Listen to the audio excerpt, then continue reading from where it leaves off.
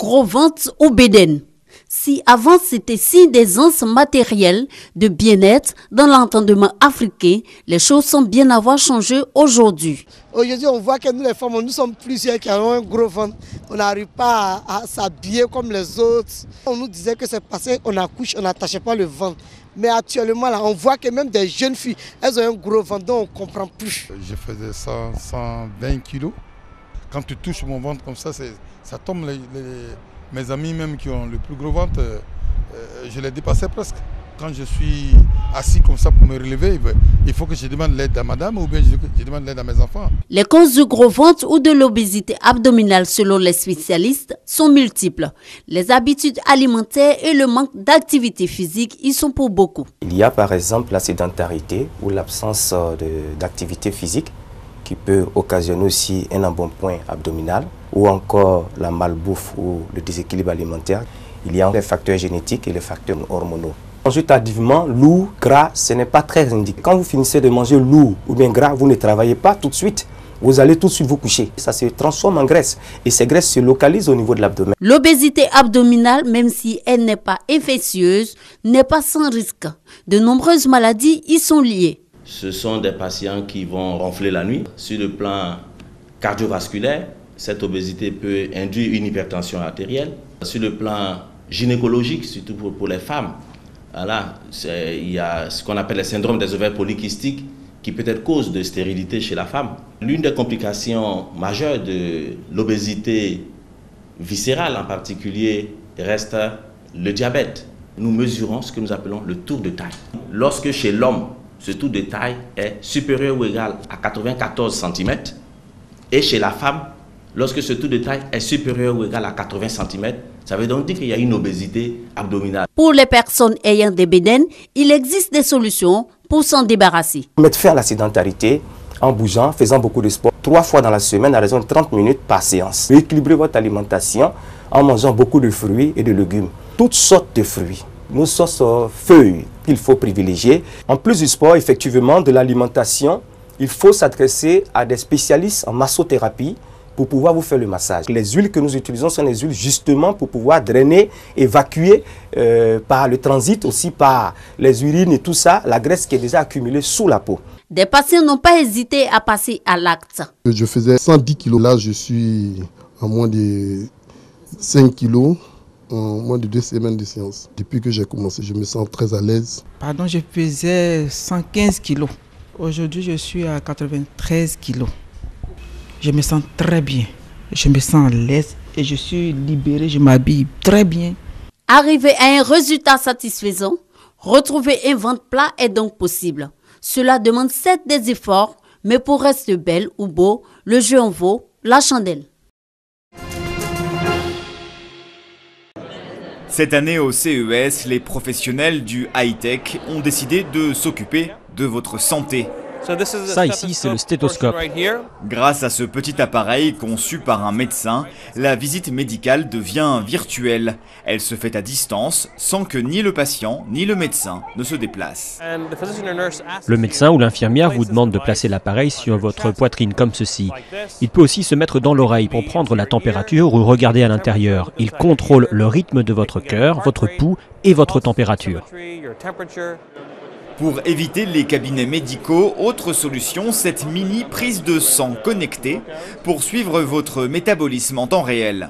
C'est qu'on a une petite aiguille qui rentre ici dans l'index. Les données sont transmises en Bluetooth immédiatement sur le smartphone de l'utilisateur. Donc ici, juste après ma mesure, je peux voir la dégradation de ma masse graisseuse et donc si l'effort que je viens d'effectuer a été efficace ou pas. Objectif, mieux connaître son corps en récoltant toujours plus de données et mieux prévenir la maladie. La prévention de l'apparition de maladies comme le diabète, des maladies cardiovasculaires, même un certain nombre de cancers. Devenir acteur de sa santé. Donc on est en train petit à petit de se diriger vers ça. Les bébés non plus n'échappent pas au tout connecté, avec ce patch thermomètre collé sous le bras pour surveiller la fièvre d'un enfant nuit et jour.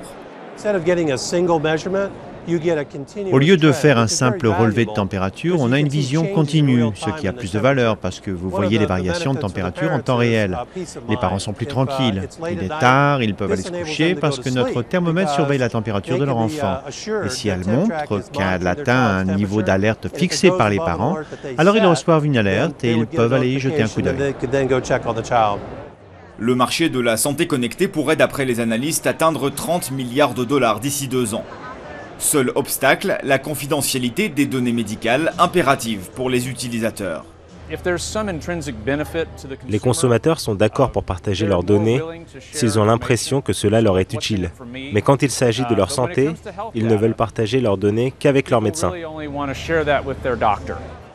Au CES comme ailleurs, la meilleure prévention reste l'exercice physique.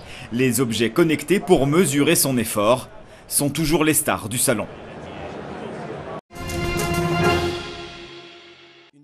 En tenue scolaire, cet adolescent d'environ 13 ans tient entre ses mains une tige de cigarette allumée. Il fume. Comme lui, ce sont de nombreux élèves du secondaire qui s'adonnent à la consommation du tabac. Effet de mode ou mauvaise fréquentation, il y a toujours une raison pour ces enfants avec la cigarette. Un jour, on m'a envoyé à la boutique pour aller acheter la cigarette. Et puis à chaque fois, on me disait d'allumer. Donc lorsque j'allumais un peu, moi je suis rentré dans la cigarette, j'ai commencé à fumer jusqu'à actuellement. C'est à cause de ma copine, moi j'ai commencé à fumer. Au lycée là, il y a des filles qui aiment les garçons qui fument. Ce phénomène qui va grandissant et inquiétant ne se limite malheureusement plus à la seule cigarette. Il emprunte aussi le chemin de la consommation de la drogue. On venait à l'école, on voyait nos grands frères qui venaient fumer la drogue derrière les bâtiments. Donc en passant, ils disaient petit viens d'à partir pour checker pour moi. On va puis checker, puis on vient, il dit asseyez-vous un peu, on s'assoit, on cause. C'est dans ça un peu. Nous aussi on a commencé. Ici on fume la drogue, bon, c'est qu'ici on appelle ça la marijuana. C'est les gens qui nous poussent à faire ça. Et pourtant, le tabac, tout comme la drogue, ne font pas bon ménage avec la santé et pas ricochet avec les études. On a constaté que beaucoup de jeunes, de la tranche d'âge allant de 11 jusqu'à 25 ans, ça donnait à la consommation abusive du tabac ou même de la drogue. Voilà. Effectivement, c'est ignorer les conséquences de ces substances-là sur l'organisme humain. Et ces conséquences vont depuis la tête jusqu'au ventre, c'est-à-dire en passant par la bouche. La nicotine peut entraîner au niveau même du pharynx, la sphère oropharyngée, au niveau pulmonaire. C'est ce qu'on appelle la bronchopathie obstructive. C'est-à-dire que la nicotine, en se déposant, va rendre les bronches rigides. Et donc, ça sera à la base d'une maladie qu'on appelle la bronchopneumopathie obstructive chronique. Voilà. Et cette maladie-là peut évoluer vers un cancer. Que faire devant le fléau? Pour ce personnel d'éducation, tout comme pour ses élèves, c'est à la sensibilisation qu'il faut faire appel. Les enfants ne fument pas au sein de l'établissement. Ils s'adonnent à la cigarette en dehors de l'établissement. Mais quand nous avons vent, nous avons sur place d'abord une cellule sociale où nous avons des agents qui sont spécialisés en la matière. En réunion de direction, nous signalons ces cas à ces personnels-là.